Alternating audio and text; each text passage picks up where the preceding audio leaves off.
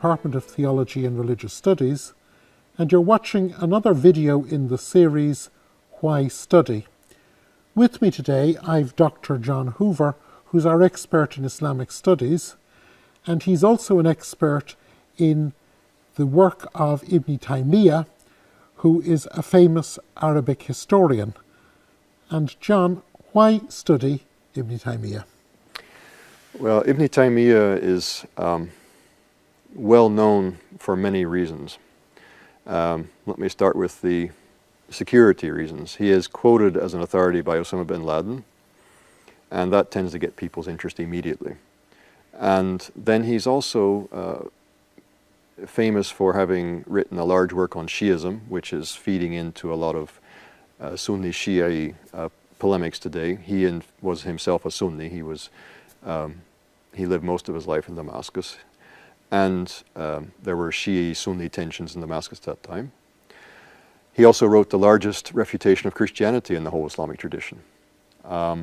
He's written a refutation of Aristotelian logic, and coming out of this, he's quite a modern figure, actually, in terms of his epistemology and the way in which he approaches texts and so on. He's written a very huge work arguing that the revelation of Islam agrees with reason, so the agreement of revelation and reason.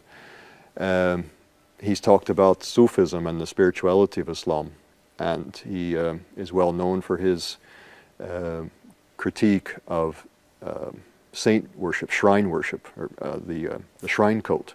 So he covers all kinds of things, and there are different groups of Muslims and non-Muslims today who have taken interest in his work on any one of these counts and gotten quite into his thought.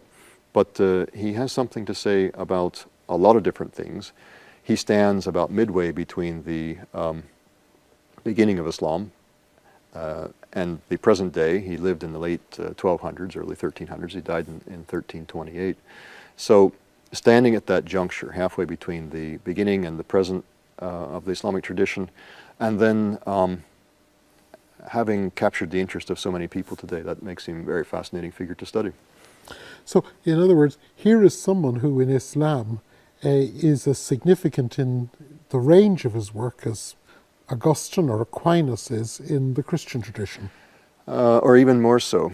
I like to say sometimes, if you walk the streets of Cairo, you can find Ibn Taymiyyah's works, or especially the works of his disciple Ibn Qayyim al-Jawziyya, who writes a bit more poetically and more beautifully. You find them in almost any Islamic bookshop, where you're not going to find Augustine and Aquinas in any bookshop in the UK. Yes, unfortunately. So there's a sense in which Ibn Taymiyyah and Ibn Qayyim al-Jawziyya, his student, are more present in centers like Cairo and. So studying him is not just studying the historical thought in the way that we might study the historical thought of some great thinker in the past. It's actually studying a living force in Islamic understanding today.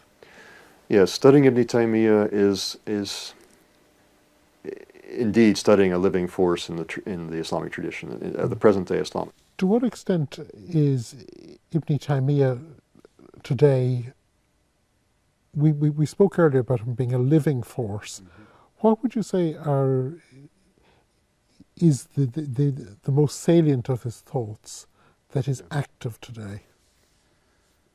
He really believed firmly that the religion of Islam was rational and agreed with reason, and he worked hard to show that. So he's an apologist, and I think that connects very closely with what many modern Muslims, not all modern Muslims, but many modern Muslims are seeking, is a rationalization and an attempt to explain the Quran and the tradition of the Prophet Muhammad in a way which makes sense. He's trying to make that make sense. It's reasonable. Okay.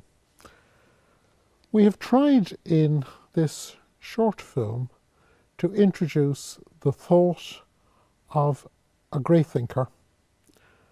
I hope you found it interesting, and I hope that it has helped you to discover more and whet your appetite to study even more. John, it's been great having you. Thank you. Thank you for watching.